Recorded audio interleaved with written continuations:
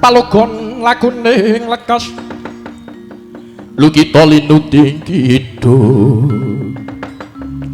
kadung hadarang hamomong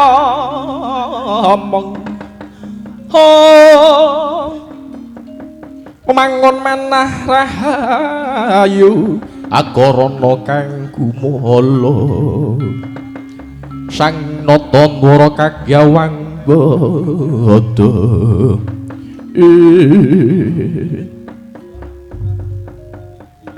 Koko Prabu Ndorowati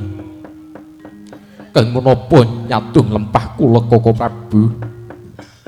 wah jlithing kakangku iki ana apa dadak mandeg durung tekan negara Magoda Yai Perkudara Yai Janaka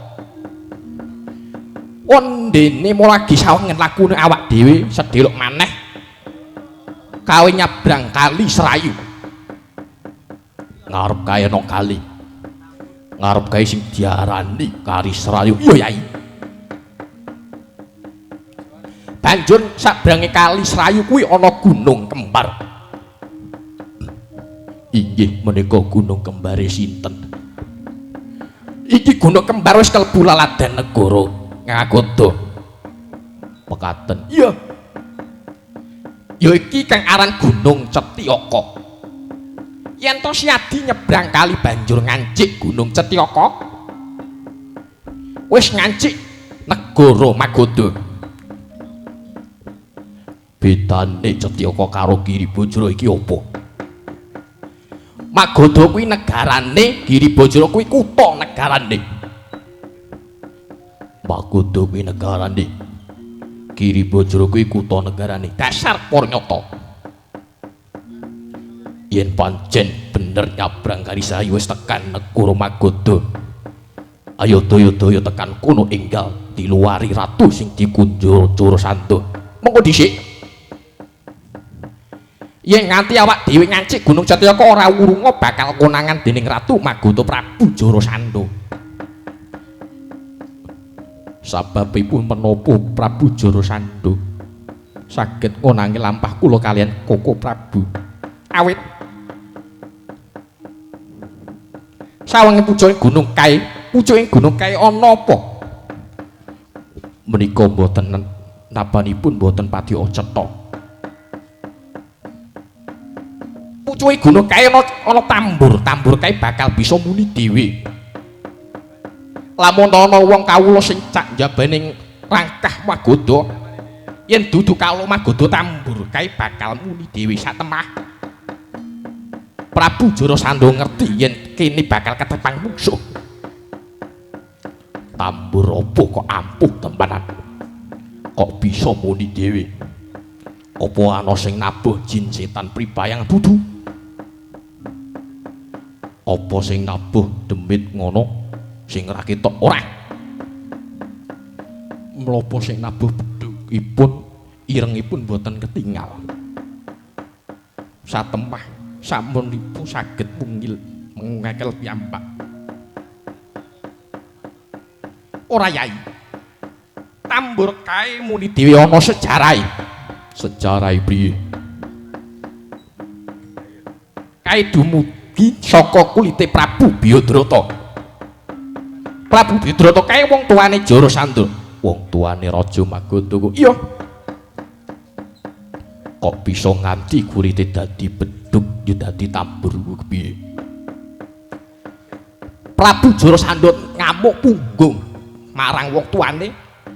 tuane dipateni dhewe dibeset kulite sak temah kulite didadekke tambur mula tambur kae muni dhewe tata gelar lahir muni nyuwun mujudaken senjata pitulungan tata gelar batin Prabu Biyodrata kae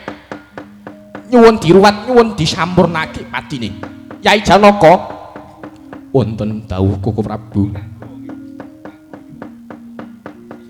mara agiruwat jemparing tambur kae sampurnake pati Prabu Biyodrata sakedhep lho napa kula tak badhe ngopi rumiyin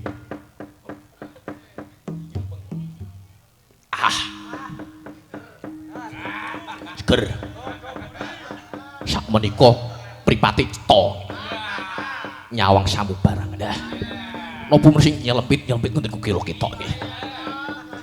ora ge jemparing tambur kok kula nonton dawuh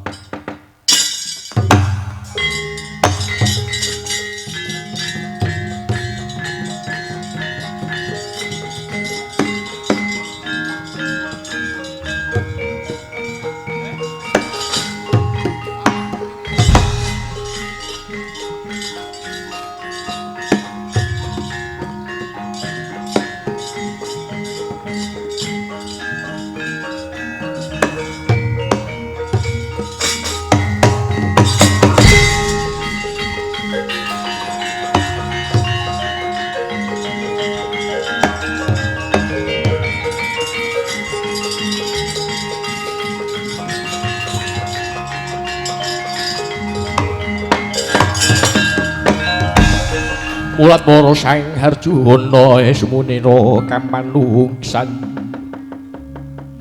esmunira kamanungsan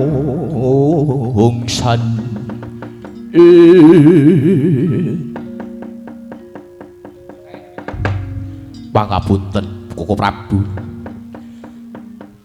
tambur menika sampun kula jempakring wis Yai syukur bagya sewu Yai Janaka wis melu nyampurake patine Prabu Byadrata. Yen ngono dina iki anggone awak dhewe lumaku wis ora ana konangan Jarasandha. Wis ora konangan Yai. Awit wis ora ana tambur sing bisa muni dhewe. Sapisan maneh Yai Arjuna semaring lambung Gunung Cetyaka kae. Iki kangge gawe terowongan kalebu ben mlebu ing Magoda iki ben ora ana kebenenganing para Jarasandha. Ngestoaken dawuh Koko Prabu